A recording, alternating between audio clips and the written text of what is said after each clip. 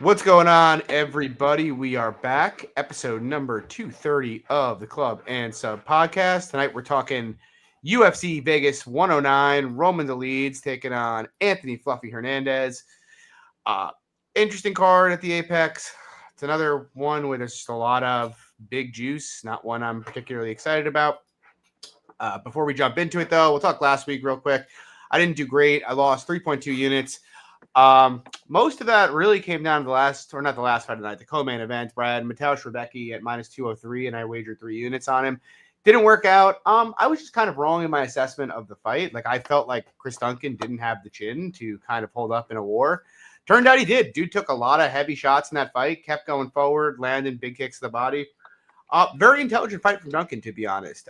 Yeah, I mean, it turns out Duncan's improving, and his durability is a bit better than I expected. And yeah, I mean, that's really all she wrote. Still a close fight, but yeah, I mean, obviously no value there. I had Carol Hossa to win 2.5 units at minus 185 and minus 153. That got home. Huge grappling disparity there. Obviously, she more or less dominated that fight. I also had her to win by sub in round 2 and round 3 for 0.1 units a pop. Didn't get home. Had a unit on Danny Silva plus 305 against Kevin Vallejos. Yeah, I mean, I thought he gave a decent effort. I wish he got going a bit earlier in the fight than he did. You know, I think he had let his hands go a bit more. It would have been more competitive. But I mean, no qualms with the decision. But I don't really regret the bet too much. And then I had Nick Klein for a unit and a half at plus 130 against Andrei Polaev. First round went about as I expected, and then I did not. I actually thought Klein had better cardio than Polaev. I know he'd had 1 or 2 fights where it looked sketchy regionally, but I thought Polaev would be more reliable to gas in that kind of fight.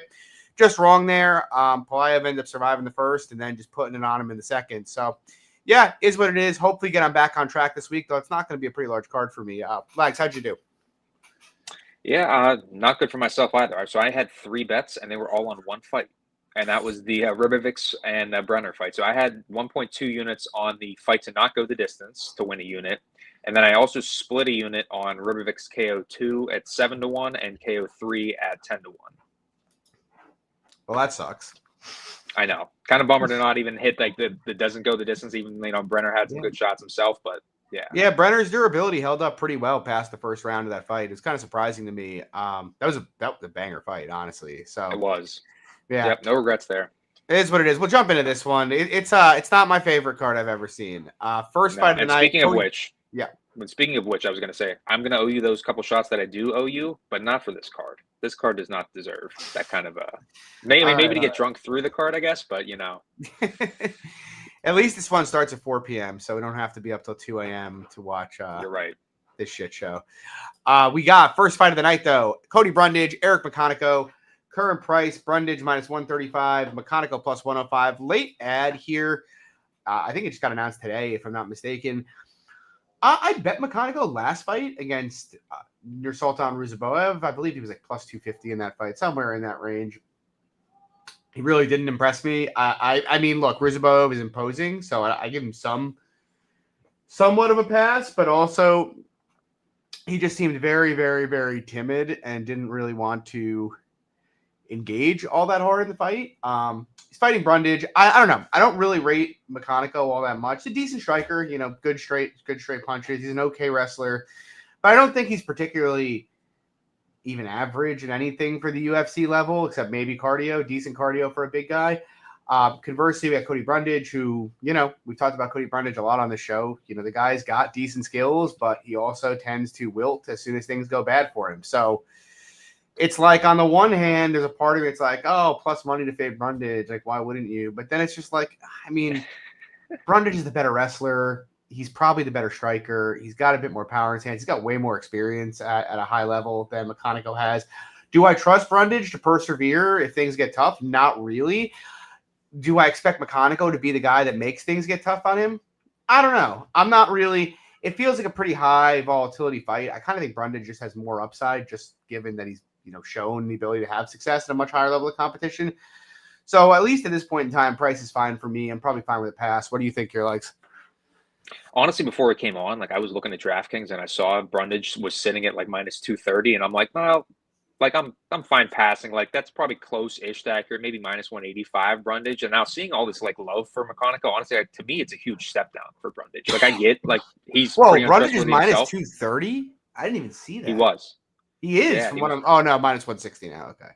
That's what I'm saying. Yeah.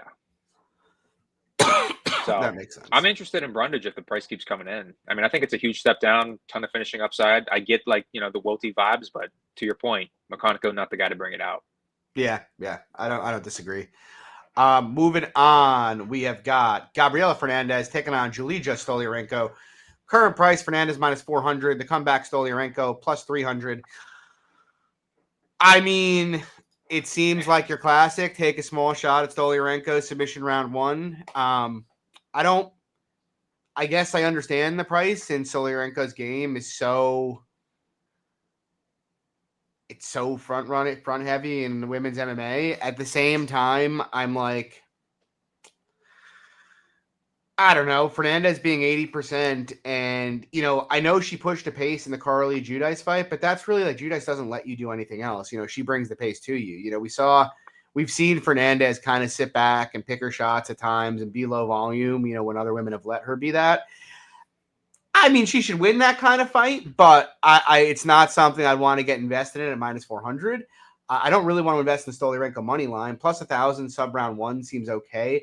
The other thing I kind of think is interesting is that the fight is favored not to go the distance. And I mean, Stoliarenko's been finished a couple times, but it's been very late in fights. I don't think Fernandez is that big a sub threat. I feel like plus 160 to go when Fernandez is probably going to oblige her a fight where she just sits back and picks her shots is like not terrible. What do you think, lads? I haven't made a firm decision yet, but I'm kind of tempted to bet the plus money over here. And I figured you were probably going to go that angle coming into a fight like this, and I really don't disagree because it's like Fernandez is a decent striker, but like not a huge hitter. And obviously you're just more or less fading the Stoliarenko really early finish. So I mean, I don't hate it. Yeah, I mean, it's just like I just feel like we know Fernandez isn't gonna like swarm. It's not really her game, and like, no. I mean, Fernandez hits way harder than Luana, but like, I feel like Luana was much more reliable to be busy than she was. Even Luana, it took her the last 10 seconds of the fight to finish. So yeah. Moving on, though. I was gonna say real quick though, it's crazy though. Stoliarenko's even getting a fight. Like she looked awful in that Carolina fight. That it's like, and she's had an awful run. So yeah, I totally agree. I mean, Dolidze just sucks. She's a one trick pony. I will say, as a sort of Fernandez doesn't have great defensive grappling. No, but like yeah, Fernandez doesn't, and also for what it's worth, she did fight like. I know Julia Avila these days is washed and retired, but pre-injury, when she was pretty good, Dolidze did give her like a pretty tough scrap. I'm like, I almost feel like she's getting maybe a little underrated here. Like, even on the feet. I mean, she's the way worse striker. Don't get me wrong, but she's tough. She is tough. I think we know that. So. I know it's just so tough getting behind. Like, again, I'm not going to outside. Oh, I know. Like outside of the sub 1, it's tough to just get behind her because of the striking is so poor. It's not even like, oh, she can hang out for a couple minutes, couple exchanges. Like, no, not really. I do think that you have to have like some beer money on the sub 1 though, like $20-$30. Like it's so, we know Fernandez is bad on bottom, and we know that like that's probably close to 50% of the win equity for Stoliarenko, if not more. So it's like plus small cage. Yeah, exactly. And I feel like Fernandez is the kind of person she gets put on bottom, could make a really quick mistake and get dunked on fast. So I don't know. I think Fernandez should win pretty easily, but I feel like at north of plus 1,000, taking a small poke at the sub 1 is not the craziest thing in the world. Moving on, I'll throw it to you though, Lags. We got Uros Medic taking on Gilbert Urbina. This is an interesting one, and I'm curious your opinion. The current price on Medic minus 450, to come back on Urbina plus 350. What do you think? So, like, there is some upside to maybe, like, Urbina, getting his grappling going, taking down Menich. That's obviously his biggest hole in his game. Not to mention the guy's pretty hittable. His cardio's not the best either. But, like, to me, this should be, like, a pretty easy fight for Menich, in my opinion. Keep it standing. I don't think Urbina has the greatest of wrestling. And his striking is not very good. Super open. Menich hits way harder. Much more diverse striking. I think he should be able to find the KO. It's just a struggle for me to, like, try to find a bet because it's, like, under 1.5 minus 155, super juiced. Medic KO is minus 225. Obviously, I have won no part there. And obviously, Medic money line, similar to the last fight, it's like north of 80%. It's like, Yeah, I'm good. It's kind of weird because like, there's a part of me, like all the macro signals are like, oh man, you really should bet Urbina here. Like Urbina was just minus 200 against Charles Radke. We've seen Medic fumble the bag a bunch of times in his career thus far. He's minus 450. He's not a great grappler. Urbina is a grappler. I just can't and Medic's path is probably running through the KO. Like it's funny because like I saw some people complaining about the KO price, but it's like the under is probably Medic is actually minus 450. The KO is probably about 70%. Like that's probably the truth. And the truth is like when I'm taping this, I just see so many openings for Medic to land heavy on him. It's hard for me to not picture. Bill asking if we're ever going to do Sunday shows again. Maybe on the next break when I actually get a head on tape. I don't want to do a show where it's like we're just kind of half-assing our way through it. I'd rather make sure we have like the requisite stuff done. And not to mention, to add to Bill's comment there, listen, you had some personal stuff. You had dinners, in-laws, stuff like that. Listen, personal life matters here too. Things happen. But yeah, like I keep.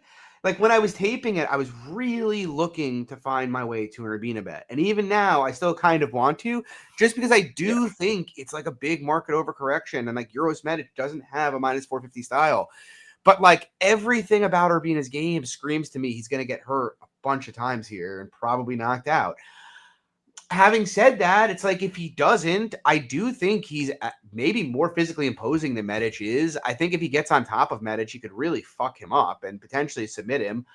The fact that Medic, if you get inside on him, is so defensively void and easy to hit, and I don't think Medic is particularly durable either, personally, does make me think the line is wide. It's just like I'm trying to avoid spots like this, and even though I think the macro favors Urbina, even though I think Haymaker saying Dr. KO 1-2. I could see it, even though I think, Urbina's got his shot to finish his fight himself. I just feel like Urbina, like, if he gets stuck standing with Medic for an extended period, he's probably going to get put to sleep. And maybe there's some value on it, but I don't know if I want to take a piece of it. I do feel like Tim just said, Medic's chin might be dust. Like, I think Medic has, and I wonder, am I overemphasizing in my head the defensive holes in Urbina's game and not emphasizing enough the more copious defensive holes in Euros Medic's game, But Medic is the cleaner striker. He is faster. He is more precise. He is going to find his shots while they're on the feet. I'm pretty confident, So it's probably going to be a pass for me. I lean Medic knocking him out, but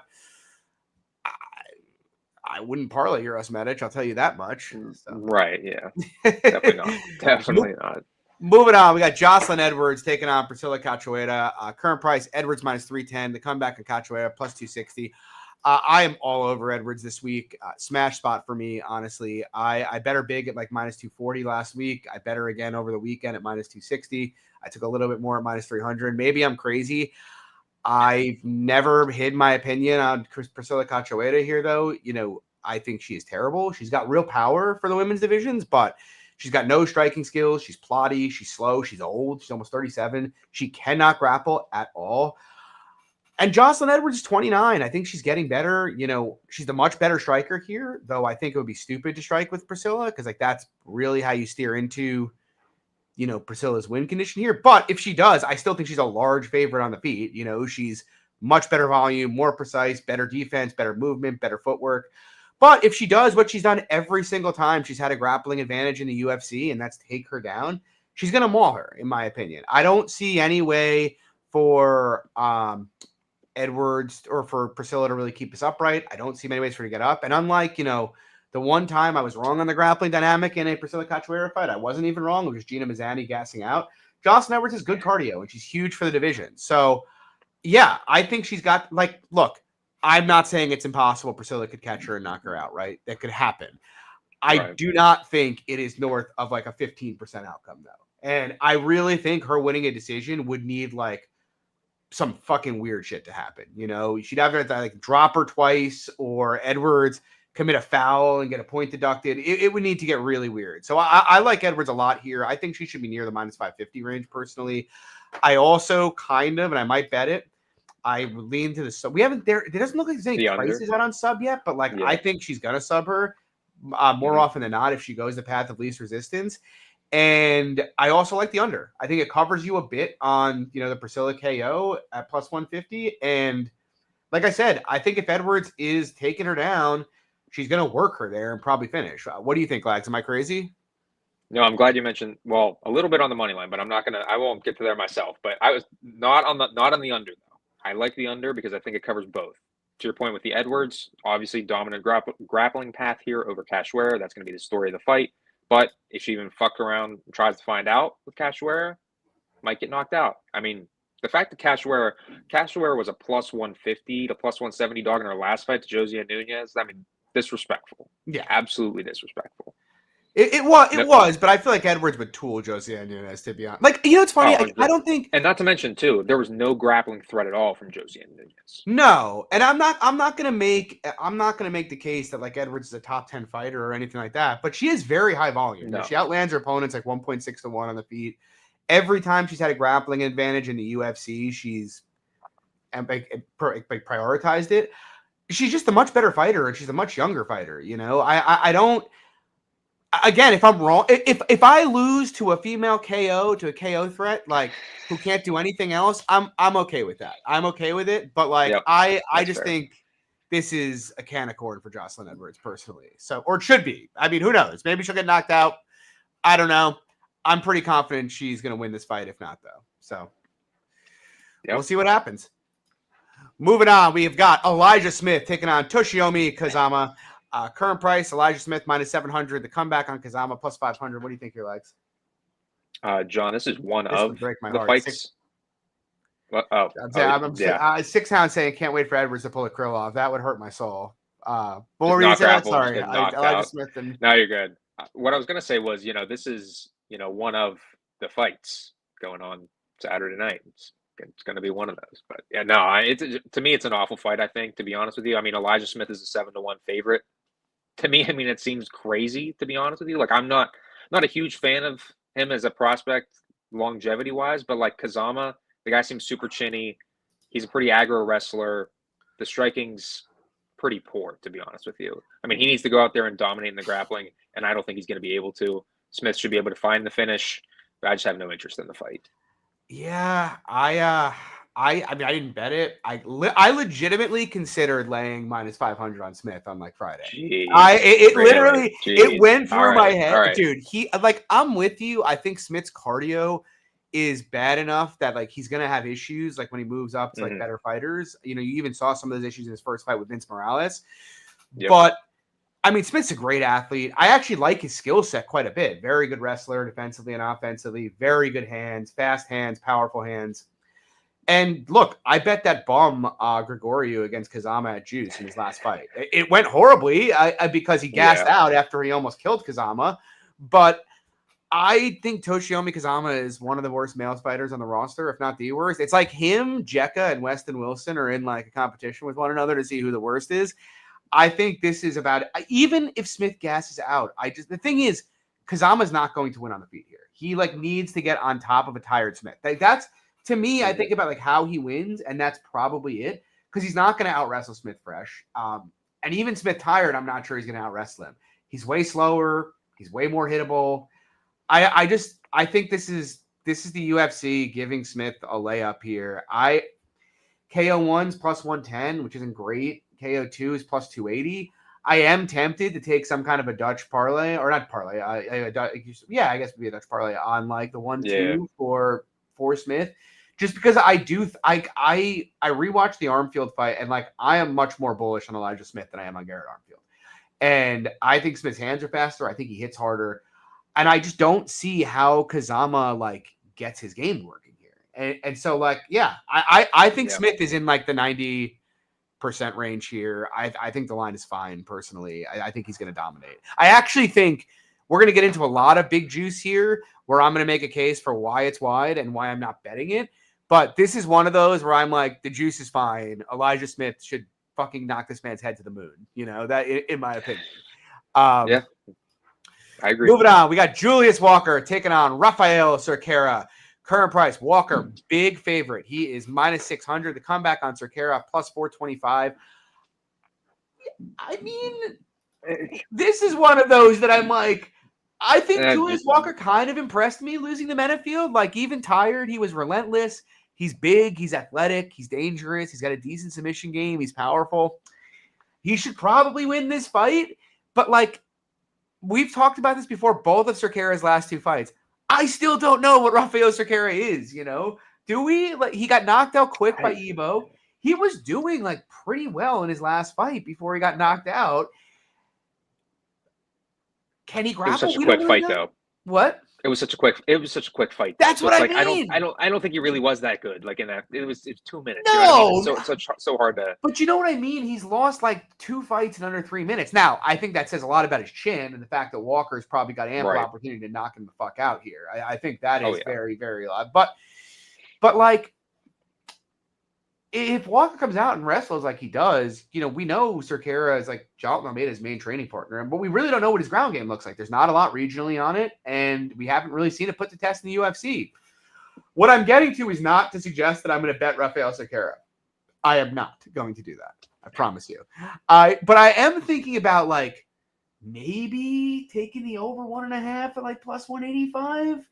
I'll let you tell me why it's bad, but I keep thinking, I'm like, what if it turns out he takes him down and Walker or Cerqueira's got good jiu-jitsu and just goes full guard and just is able to just control and get back control and ride him out? Because like, I don't think Cerqueira, I mean, you tell me if you disagree, but like, I don't think Walker's going to come out and bite mouthpieces with him. That's not really his game. You know, he doesn't really want to swing with you. So it's like, it could just be that Cerqueira is a black belt who can kind of just hold his own and get grinded out on bottom, but not get finished. I don't have so much conviction that I want to play it, but I am looking at it and I'm like, there are a lot of questions. Like, we know he's got like serious grappling training partners. Like, we don't know much about his game, but I don't know. You get what I'm saying. I think Walker should beat his ass. He's a physical specimen. Right. I actually am pretty bullish on Julius Walker as a prospect. But I don't know. I do think, you know, pricing this north of 70% to end in the first 1.5 is a big price. What do you think, Lex? Yeah, fair, Tim. Yeah, I mean, just based on Walker's style, I mean, I could see like your point with it getting, you know, to that over 1.5. You know, drag it out a little bit. But like Cerqueira just seems like, I mean, you talked about with Kazama being one of the worst fighters on the male roster. Cerqueira, I mean, he's probably in there too in that bottom 5. You know what I mean? Like. And honestly, like if we're talking about laying big juice, not that I'd be interested in the under 1.5, but not saying I would be, but the KO -180. What about like Walker 2? No, because you think it might end early. I was gonna say what about Walker, but even that 2-3 is pretty bad. 325 and 950. Yeah. It's not. And even like his decision line, it's getting steamed and it's down to 550 now. Like to me, that seems like. How is it 550 when the under or the over 1.5 is +185? It should be like plus like 700 or 800 if that's the case. Yeah. Right? Am I wrong about that? Like, I mean, it opened +800. But I'm talking if you're saying the fight, if the market's saying the fight is 70% to end in the first round and a half, surely there's got to be a 15 to 20% chance it's going to end in the next round and a half. So like, how are you getting to like a Walker +500 on the decision? You know, like that just doesn't add up from a market perspective. Yeah, I don't know. Yep. Interesting card. Speaking of interesting fights, we got another one here. We got Eric Anders taking on Christian Leroy Duncan. I'll throw it to you here, Lags. Eric Anders, big dog. He's +400. Christian Leroy Duncan is -550. You think it's justified? You think he can exploit Christian's grappling? So this is one where we're talking about like not laying the juice. I wouldn't lay with Duncan just because it's like the guy can be low volume at times. It's not like he's exactly a defensive savant on the feet either. He's not doing a ton. Defensive grappling seems okay, but, you know, definitely is still a question mark in his game for sure. Though on the other side with Anders, the guy's looking, I mean, he is old. This is his retirement fight. He's definitely looking slow. I mean, even his last fight against Weidman, he gets dropped in the first round. No, you're on mute there, John. Am I crazy, or did Eric Anders say he was retiring after last fight? Like, didn't that happen?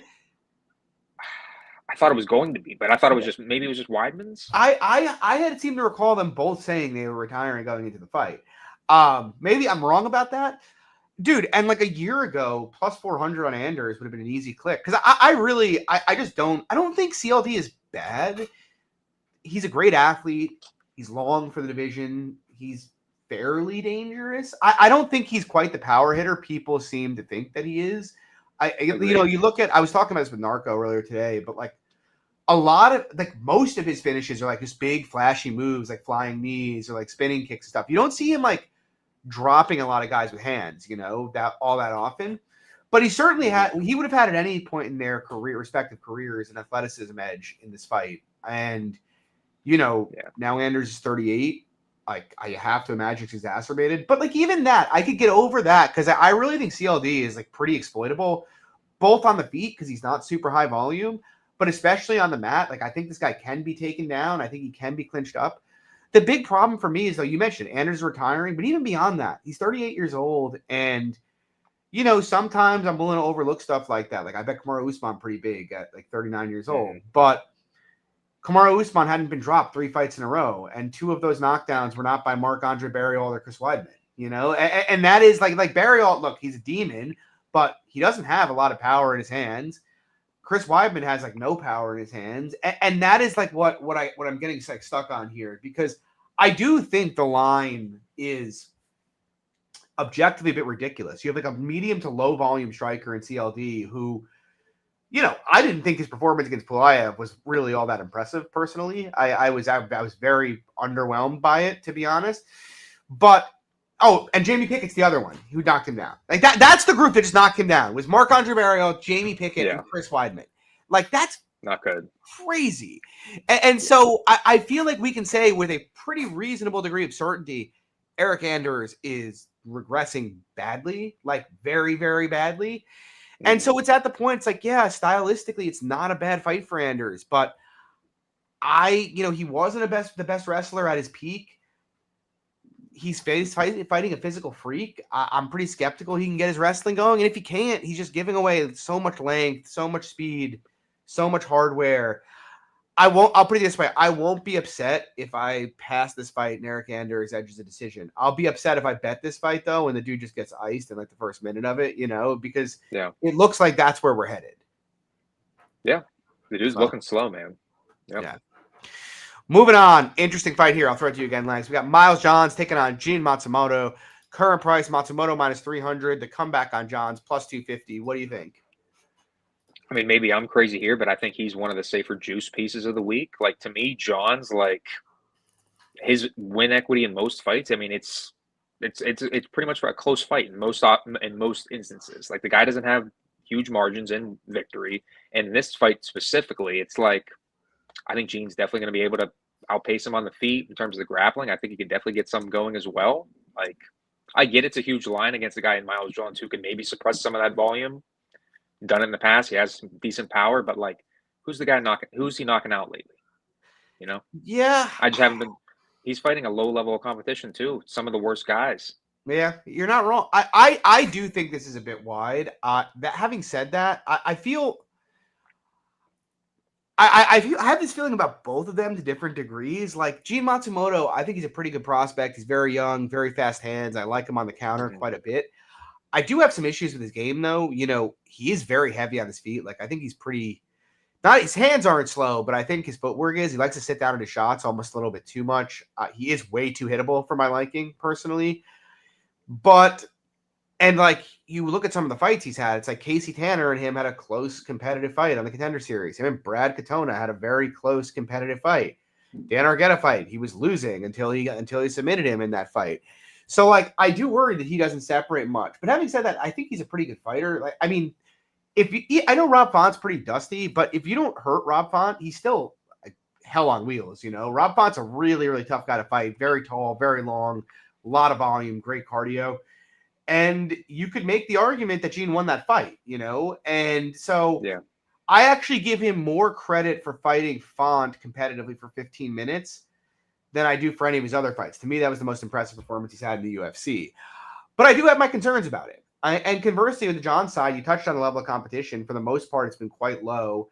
He is low volume. He's a good wrestler, but he doesn't really go to it often, intelligently too, because he doesn't have great gas. Yeah.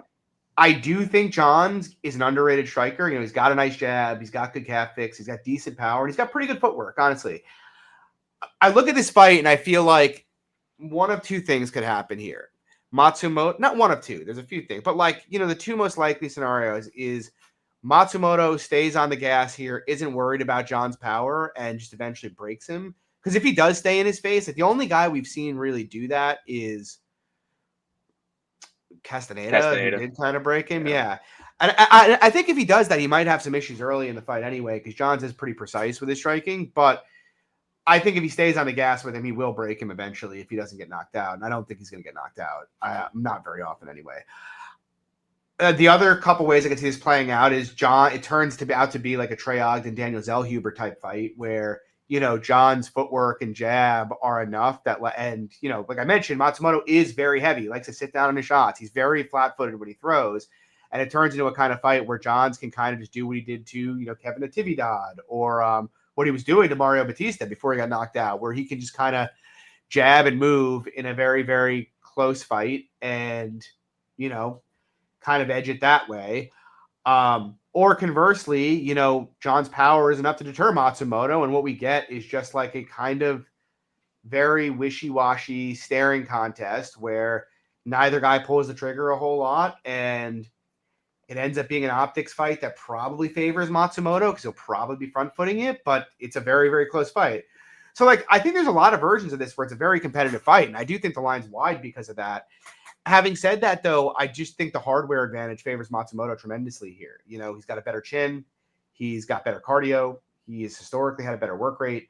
He just showed me something decent against Rob Font. Fought him, he didn't hurt him much, but he fought him very, very competitively over 15, even on volume, which is very surprising because Font usually blows everybody away on volume. So, yeah, 6 out say that John's power punching has a weird way of making guys fight his style. That's been John's best attribute, I would say. And that's kind of where I'm like, there might be value here. Because you look at Mario Batista, super high output guy, kind of got sucked into the Miles verse. Kevin Natividad, super high output guy. Same exact thing happened. Cody Gibson, same thing. Same exact thing happened where they just got kind of sucked into his game. And there's a chance that can happen. And if it happens, it's a very close fight. But I do ultimately think the much younger guys, Matsumoto, he's improving. He's got better hardware. He's more likely to be on the front foot. He is more reliable output. Is he minus 300? I don't think so. Do I want to bet Johns? Not really. I've been thinking about it, but I don't know. How about a 2-to-1 shot bet, John? How about that? Instead of 3-to-1, 2-to-1? Yeah, I guess I'll do it just for the culture. But yeah, I feel there's I don't know. I feel there's paths for Johns here. I just feel like, can you picture a scenario where Johns wins a wide decision? No. And that's what I was trying to say earlier. That's what I'm saying. Like it's going to be a close decision where he maybe ekes it out, maybe lands some bigger shots, maybe drops Gene, maybe. But that's kind of my issue. Is like I can picture him winning that fight pretty clearly, but I can also picture Matsumoto finishing him, gas pedaling him, or just running away with it. I can't really picture that for Johns. Agreed. So it's probably going to be a pass for me. Moving on, we have got Andre Fili taking on Christian Rodriguez. Good fight here. Rodriguez is minus 235. The comeback on Fili plus 200. Again, it's kind of similar to the last fight. I'm kind of tempted on Fili here. I do think he's got some tools that stack up pretty well with C-Rod. I think he's a better pure boxer. He's a bit longer, taller, fights longer, better than C-Rod does, manages distance a bit better. But yeah, I think he's got enough tools that he shouldn't get run over grappling.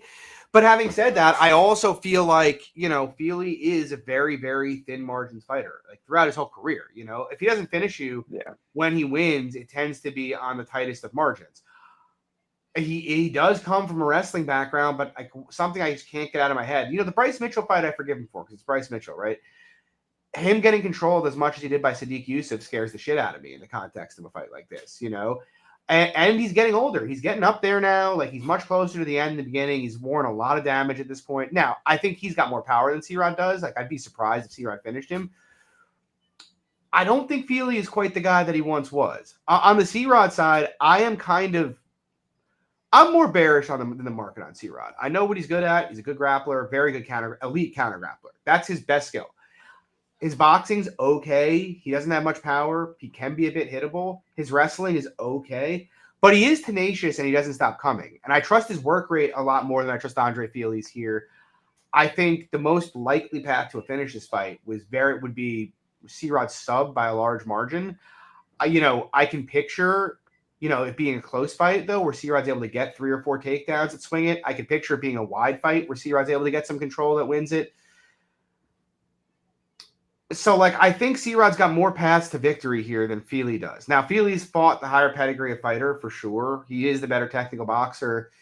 But, yeah, I mean, 6 ounce saying the Fili that fought Daniel Fernandez would fuck him up. I don't really disagree, but is he still that guy? I don't really know. We haven't had a good Andre Fili performance, in a long time. You could say Lucas Almeida, but, he knocked him out in, 2 minutes. Who cares, I feel like I know a lot of people pointing at the Cub Swanson fight as a bullish signal, but it's like, man, Cub Swanson's 41 years old. Him fighting as close as he did with Cub Swanson scares me. Him fighting as close as he did with Bill Algeo 2 years ago scares me. I think we have a lot of data that says Fili isn't the guy that he once was, and I don't really want to catch him on the downswing. I do think you could make the case for Fili being value here, but I don't think I want to take that chance there. Lags, what do you think? Yeah, it's one of those, like you mentioned before. It's like, if Fili ends up losing a decision, am I going to be mad at myself not betting it? Probably not, just because, to your point, he's just such a thin margins guy, man. He's just low volume. If he's not landing that shot early, he doesn't have the greatest cardio either. So, well, and he's coming off the Melk before. I mean, look, Melky fights very different, but I mean, you look at his last when was the last time he looked genuinely really good other than the Almeida fight? Right. He got dropped by Nathaniel Wood, got knocked out by Dan Ige, got knocked out by Jordan Brito. What'd you say? He looked okay in the Wood fight. He did, but he looked outclassed. And look, Wood is way better than C-Rod is. No doubt about it. So, I don't want to take anything away from him, but what I am saying, though, is the guy is 35 years old with a lot of miles. I think this should be a competitive scrap. I have considered and am considering that. What?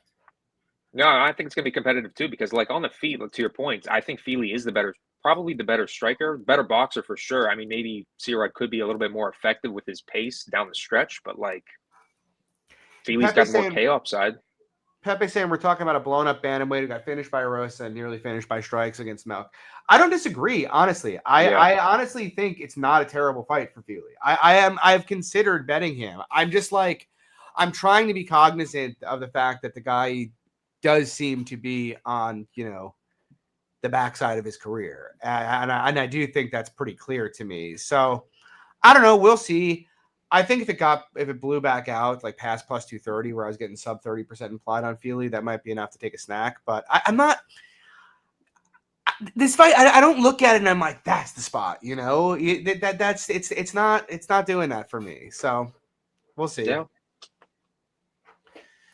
Moving on. Decent fight here. We got Yasmin Lucindo. She's taking on Angela Hill.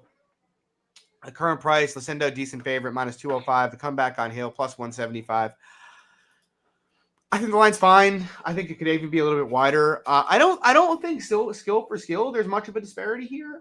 The issue is just Hill's 40. I thought she looked pretty bad against Souza in her last fight, and I don't think Souza is anywhere near Lucindo's level. I think Hill's got tools to make this a close fight. If they go to the clinch a lot here, I think Hill can have a lot of success in the tie clinch. But at distance, Angie fights close with everybody. And, Lucindo, I think we've seen her get 6 ounce saying Hill 2 years ago in a bet. I totally agree. We've seen Lucindo get deterred by power before, but I don't think anything Angie's going to be throwing at her at distance is going to deter her. Lucindo's faster. She hits harder. She's not afraid to, get into kind of a firefight. I don't think a firefight would be good for Angie at all here. She is, I don't want to say fragile, but she is taking shots a bit worse than she used to. Lucindo does hit hard in the grappling. I think Lucindo's a bit better of a grappler. I think she's more likely to get on top and control her here than Hill is. And at the end of the day, it's Lucindo is 25 or 24 and getting better. Hill's 40 years old and clearly only probably has 2 or 3 fights left in her career. I don't see any reason that minus 205 Lucindo is a bad price. What do you think, Lex? Yeah, completely agree with you. I mean, I think Lucindo, talking about first, just the grappling edge. I think she obviously can land takedowns here over Angie, who's shown defensive grappling holes in the past.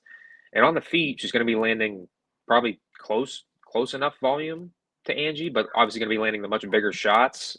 Well, the thing is, Angie doesn't separate on volume for many people either. That's kind of like one of my issues, right? Like, how many people has she really blown away on the numbers? Like, she wasn't blown away Ketlin Souza on the numbers. That's kind of, concerning. And that was one fight that I was actually going to bring up. It's like a lot of people were bringing that up last week. It's like, oh man, Ketlin Souza, she fought close with Angie Hill in her last spot. Maybe she's a good shot against Piero Rodriguez. It's like that's more an indictment of Angie being washed than Ketlin being good, in my opinion. Yeah, and I love Angie, but it's like at 40, you're at the point where it's like the slope goes from being like this to like this. Like you can rapidly decline fight to fight just as much as a 25-year-old can rapidly improve. So, yeah, I think Lucindo. I think the price is. I honestly think the price might even be short. Personally, that's my gut instinct is that like there might be some value on Lucindo personally. And by I think it's another safe juice spot. Yeah, I tend to agree with you. Moving on, we got Steven Ersg against Ode Osborne. He's minus 600. The comeback on Osborne is plus 425. What do you think, your likes? Like I get on one hand, like people want to say that this is like a safe juice spot, and like in some parts, I get it, I agree, but like. Ode's dangerous early, and I know it's short notice for him, so like it's going to be obviously worse for his cardio, but I mean, Steve's hittable. Ode could definitely crack him early. Could definitely I don't think he's super choke him out early. No, he's not. I don't think either of these guys are that durable, though, is the problem. And I think Ersg probably finishing him, second round, pacing him down the stretch, like very live, in my opinion. Yeah, there's a part of me that wants to like bet the big dog spot on Ode because to your point, for sure. And I think he provides some novel challenges to Ersg he hasn't had to deal with. Ode's tall and he's very long too. Ersg hasn't had to deal with anybody like that yet, and Ode's got very fast hands and hits very very hard for a bantamweight. So like Ode landing the left, and Ersg, let's be honest, is kind of slow and he has total tall man's defense. He's used to fighting midgets, and now he's fighting a guy his own size who's faster than him and probably hits harder. I don't think that's necessarily an easy matchup for him. Having said that, Ersg strikes me as a very smart fighter. He tries to fight intelligently. He tries to use his range. He tries to grapple when he has an advantage. And, like, I can't picture Ersg not trying to grapple here. I just can't. Like, is he's going to come out and bang with Ode? Like, I'm very skeptical of that, honestly. And like, if he comes out and grapples him, look, he doesn't have the best takedowns, but like, Ode doesn't have the best takedown defense. And my biggest issue is, I think Ode's first level is decent.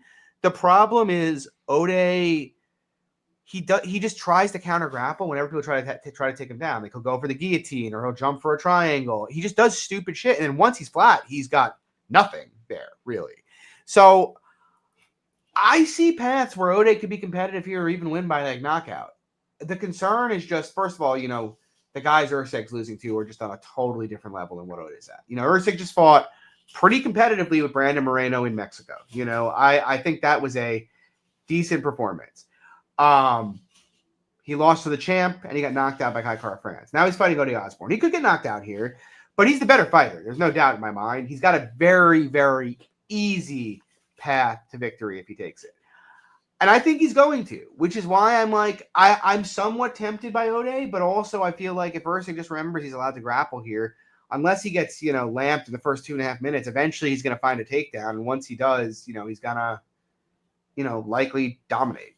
And that's kind of my view on it, Yep. I agree. So, yep. He should go to the grappling. I will say, I don't know, is there a price on it? Ode KO1? Because that's the kind of thing that could interest me a bit. I do think Ode finding the left here and putting it 18-1. 18-1. Now that will get my money. That will definitely get my money. Maybe even KO2 also. Maybe we'll just Dutch those. Like I don't hate that. KO2 is 25-1. Yeah, I don't mind that at all. I do not mind that at all. Hold on one second. Lags, you want to take the main event away here? We got Anthony Fluffy Hernandez taking on Roman Dolidze. Current price, Anthony Hernandez minus 330. The comeback on Dolidze plus 270. Well, just as John is going to be, I'm assuming, yelling at his children here for misbehaving, Fluffy is going to give a tour of Roman Dolidze, give him a tour of the octagon, and show him who the real father is in this matchup. to be honest with you, I think the early rounds for him probably going to be tough. I mean, Dolidze super physical early on, but like outside of those first 2 rounds, really, like I think this is Fluffy all day. Really, you want to talk about different same game parlays? Fluffy and the over 10.5 minutes minus 135. You can even ladder that up a little higher. 2.5 rounds minus 120. 3 rounds plus money. I like this fight to go late, and I think Fluffy potentially even finds a finish. To me, the pace is just going to be the gap's going to be insane to me down the stretch. Thad Gene in the chat. It's probably Dogfather. I'm now the PFL champion. I figured maybe Thad, I like Roman here. That's fair. I feel I love Fluffy. I love guys that fight like Fluffy. You know, we've been betting Fluffy the whole way up. Yep. Here's the thing. Fluffy gets a lot of comparisons to Merab, and deservedly so. You know, he's, a pace grappler, insane cardio, pushed an insane pace, does nothing but attempt takedowns. The thing is, like, Merab is good at, like, everything in MMA. You know, he's very durable. He's got good submission defense. He's got pretty good striking. I don't think Fluffy, and he's a really good wrestler. I don't think Fluffy is all that good a wrestler so much as he's tenacious. You know, he's very tenacious, and like he'll continue to go position to position to position until you get tired. But like, he's had some issues in the grappling before. Brendan Allen had some success against him last fight. We saw, Josh Fremd won a round grappling against Fluffy Hernandez in the not too distant past. Yeah. Now, to your point, there is the cardio upside here of Fluffy, which seems considerable, but I don't know, man. Like Fluffy, maybe he could win on output on the feet, but like Roman hits way fucking harder. And the other thing that like bothers me here is like, if Fluffy gets stuck into clinch shooting takedowns, Roman's really good there. He's really good at pummeling. He's really good at landing knees there. He's really good at landing elbows there. He's got nasty body kicks at space. Like, we know Fluffy's pretty soft to the body. He's a decent counter grappler himself. Like, the biggest issue I see for Roman is just his, like, willingness to jump for leg locks. Because, like, I think if he jumps for leg locks here, it's probably going to result in him just eating, like, giant shots on the ground. And he probably will do that once or twice and potentially lose rounds because of it. I don't think he's really any danger to submit Fluffy with a leg lock. I see people say he is. I don't think so at all. But I don't think even Roman tired is necessarily screwed here. Like when he gets tired, he doesn't do the Michelle Pajeda thing, right? Where it's just like, just totally goes to zero. He was still fighting Imavov tough late in that fight. I think he won round 4, if I'm not mistaken. We just won a decision with Vettori. Now the pace difference here is going to be different, but I guess where my skepticism is like, Fluffy gets people tired because he doesn't stop working and getting takedowns and getting back up and getting takedowns. I'm not sure he's going to be able to assert that pace. And to me, that's the issue. Because like if Roman gets to a body lock here, I don't know that Fluffy's going to be able to easily pummel out of it and just go back to trying to put it on him, which might allow Roman to rest a little more. It's going to allow Roman to land his own offense. So like, yeah, look, don't get me wrong. I expect Fluffy to win rounds down the stretch here. I do. I just don't think it's quite as likely that Roman gets like paced down the stretch as it is. Like I don't think this is Fluffy Kopilov. I'll put it to you that way. Like I max bet Fluffy against Kopilov, and like I knew if he clears 6 minutes here, he's going to cook him, and there's like no doubt in my mind about it. I don't feel that way. Like I could picture Roman winning around 4 or winning around 5. I can picture Roman finishing this fight early. I can picture Roman having his own grappling success. I actually, believe it or not, I kind of struggled to see Fluffy finishing the fight. I'm not saying he can't. He obviously can. But Roman's not – he's not a bitch. He's not going to quit, Like, Roman is going to, like, hang in there even when he's tired. I think it's going to be really tough for Fluffy to finish at all here. I think Roman's got a big edge in finishing equity. I think he's at least competitive-ish in decision equity. I don't know. I have no, and like all of this to say, I make Fluffy the favorite in this fight, right? Because the cardio dynamic, you can't ignore it, and you can't ignore the pace that Fluffy fights at. But I don't think Fluffy's minus 400 here. 6 Hound saying Roman finish only is plus 155. I actually really like that. That's crazy to me. I don't think the pace is going to be everything here necessarily. And I can't get past watching Fluffy get finished by Maluka Perez. I can't get past him losing round 1 to Edmund. I can't get past him losing round 2s to Brendan Allen and to Josh Fremd. I love Fluffy. I love his style. But I do think, unlike Marab, who was able to ride that style to the top, I don't think Fluffy has the athleticism or physicality to, really take it to that gear and take it to, the promised land. So, yeah, I favor him small. I think small to moderate, minus 150, minus 185. Fluffy seems fine to me, just on the cardio dynamic. But I feel Roman plus 270 is very, very generous, in my opinion. He's very dangerous. He's very capable of finishing like anybody in the division. He's got big power in his hands. He's a better striker, which is rarely the case in his matchups. Yeah, I like the leads. So we'll see what happens. Yep. All right. Anyway, guys, that'll wrap it up for us tonight. We'll be back next week at a time to be determined later. We have UFC 319. It's Drickus taking on Chimaev. Great card. A lot of hot takes going to be coming out the kitchen for that one. A lot of shots that will be coming out of the kitchen for that one as well. And yeah, guys, if you like the show tonight, drop a like, subscribe, share the show. Helps us out. And yeah, we'll be back next week. Take it easy. Good luck on your bets this weekend. Peace.